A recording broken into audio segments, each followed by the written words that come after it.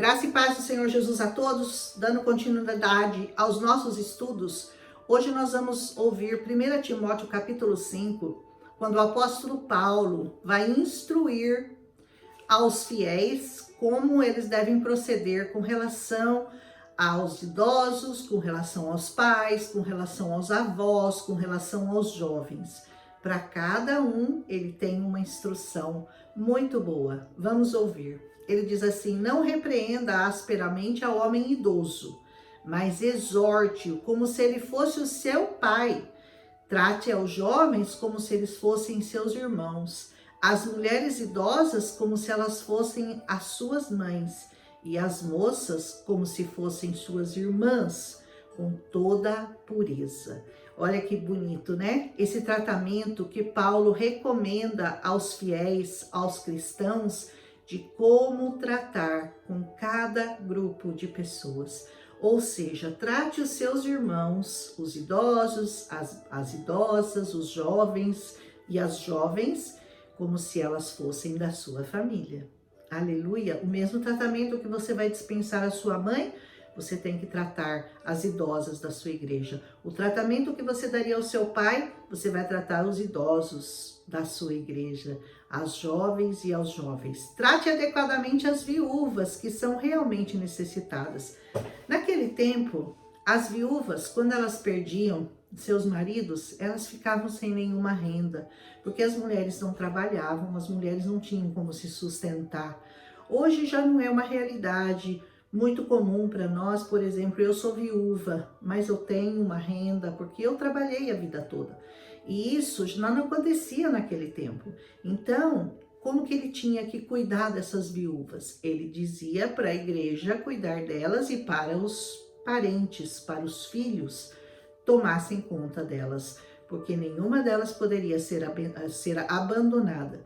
Ele diz, mas se ela tiver filhos, presta atenção, se a viúva tiver filhos ou netos, que estes aprendam, primeiramente, a colocar sua religião em prática.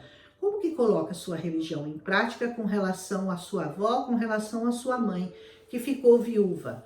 Cuidando da sua própria família e retribuindo o bem recebido, ou seja, aquilo que elas fizeram por vocês a vida toda, você vai ter que retribuir a vida toda, retribuindo o bem recebido de seus pais e avós, porque isso agrada a Deus. Aleluia! A viúva realmente necessitada e desamparada põe a sua esperança em Deus e persiste dia e noite em oração e súplica. Se ela assim fizer, ainda que não tenha filhos e não tenha netos, ela jamais será desamparada pelo Senhor. Mas a que vive para os prazeres, ainda que esteja viva, essa está morta. Aquelas viúvas que ficam saindo, que ficam namorando, saindo com um, saindo com outro, essas, segundo Paulo, estão mortas. Ordene essas coisas para que sejam irrepreensíveis. Se alguém não cuida dos seus parentes, especialmente dos da sua própria família, negou a fé e é pior do que o descrente. Aleluia! Eu louvo a Deus porque com a graça do Senhor Jesus, embora eu tenha minha renda, eu ainda recebo assistência financeira do meu filho. Eu tenho minhas filhas que me ajudam em tudo que eu necessito. Eu me sinto totalmente amparada pela minha família e pelo Senhor. Aleluia, eu sou duplamente amparada. Oh, glória! Além de ter o meu salarinho também, que eu sou uma professora aposentada. Então, tudo isso, né? O Senhor preparou para minha velhice, preparou para que nada me falte, e a minha fidelidade ao Senhor compensou, sempre compensa. Quanto mais você é fiel ao Senhor, mais Ele é fiel a você. Aleluia! E ainda que você não permaneça fiel, Ele permanece fiel a você. Ele não pode negar-se a si mesmo. Aleluia! Nenhuma mulher deve ser inscrita na lista de viúvas, a não ser que tenha mais de 60 anos de idade e tenha sido fiel ao seu marido. Glória a Deus, porque eu já tenho mais de 60 anos, sempre fui fiel ao meu marido e eu estou inscrita na igreja, mas muito antes mesmo de ficar viúva. e que seja bem conhecida, hein, por suas boas obras, tais como criar filhos, ser hospitaleiro. É muito bom ser hospitaleiro, né? Abrir a sua casa, as portas da sua casa para você pregar, para você receber pessoas, para você instruir as pessoas com amor nessa palavra. Isso eu faço. Glória a Deus por isso. Lavar os pés dos santos. Naquele tempo, o que acontecia? Quando as pessoas chegavam de suas viagens e passavam pelas vilarejos de outras cidades, eles chegavam com os pés sujos, porque usavam sandálias e tudo lá era só areia, areia, areia. Então era natural que quando você chegasse na casa de uma pessoa, como não tinha água corrente, as pessoas preparavam um balde de água para você lavar os pés. E as viúvas, elas tinham essa função de preparar esse balde com água, porque a água era muito preciosa, não é como hoje. Mas hoje esse lavar os pés tem uma outra função, porque já que a gente não vai preparar um balde de água para lavar o pé, porque hoje em dia isso aqui na nossa realidade não condiz com a nossa necessidade, mas pensa bem, lavar os pés tem um sentido muito amplo, né?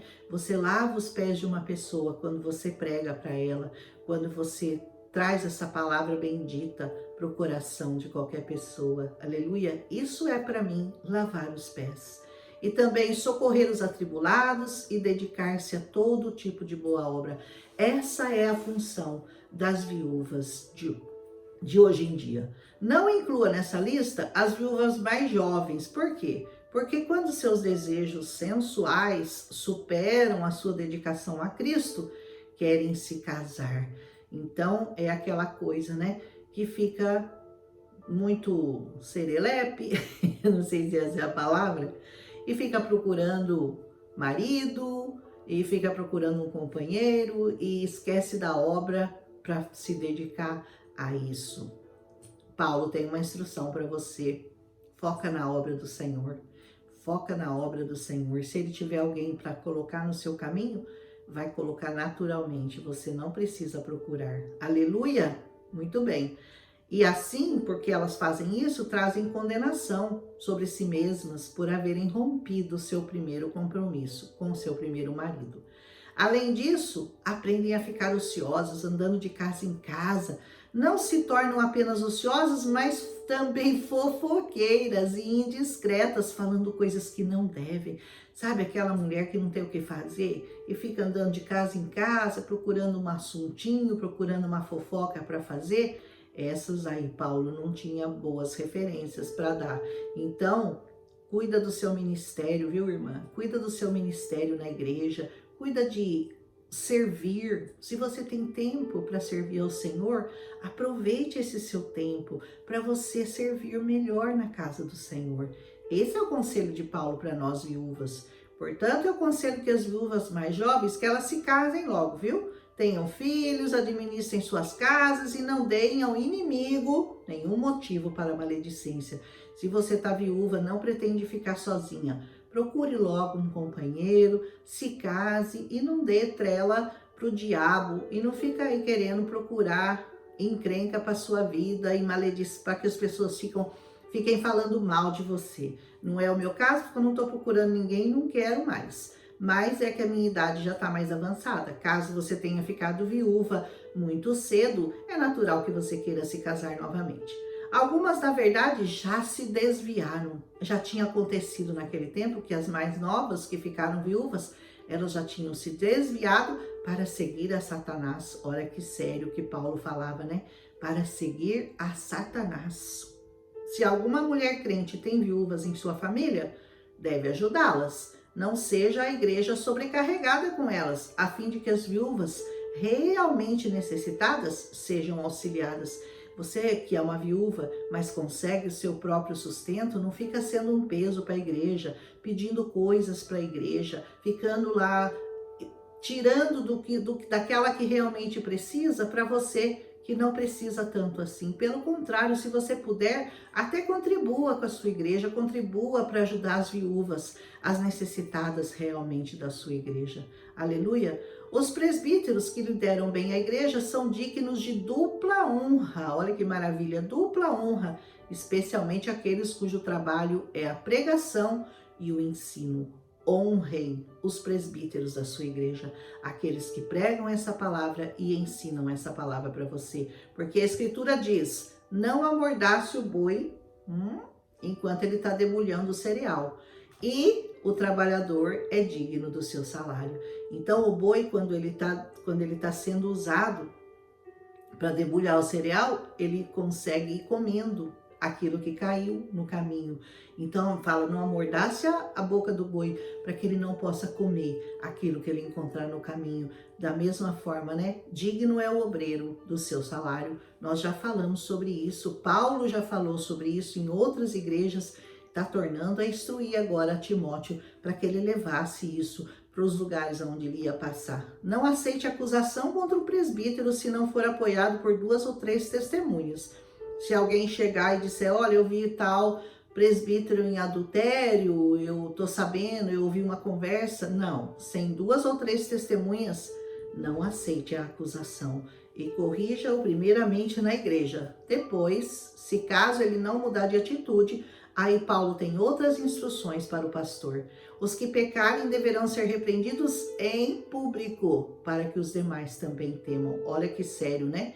Aqueles que pecam têm que ser repreendidos na frente de todo mundo. É em público que tem que ser feito.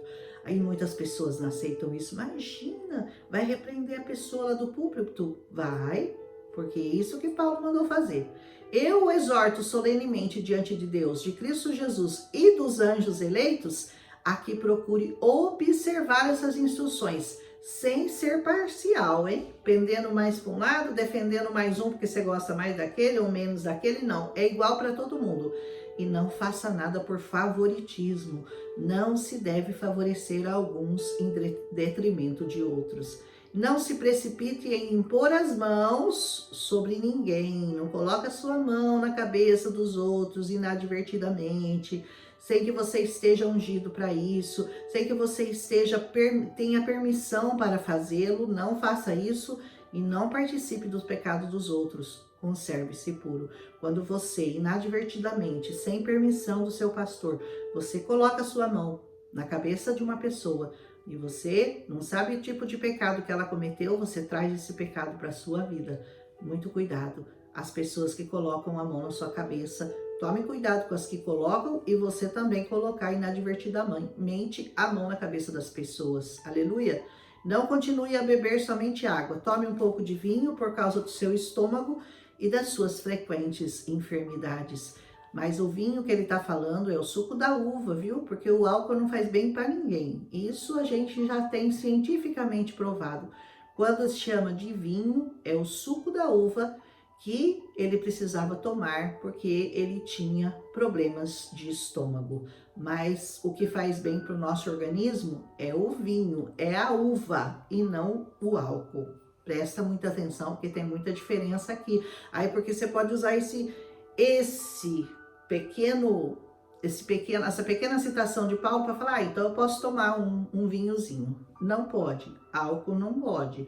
Você pode tomar suco de uva, que a Bíblia chama de vinho. Os pecados de alguns são evidentes, mesmo antes de serem submetidos a julgamento, enquanto que os pecados de outro se manifestam posteriormente. Tem alguns pecados que a pessoa já entra na igreja e você já sabe do pecado dela, porque o pecado dela é público e notório, todo mundo tá vendo, é um beberrão, é um fanfarrão, é um que se prostitui, é um adúltero, todo mundo já sabe. Mas tem alguns que se escondem por um tempo, ficam ali andando no meio dos irmãos, mas aquele pecado tá ali, o pecado tá latente.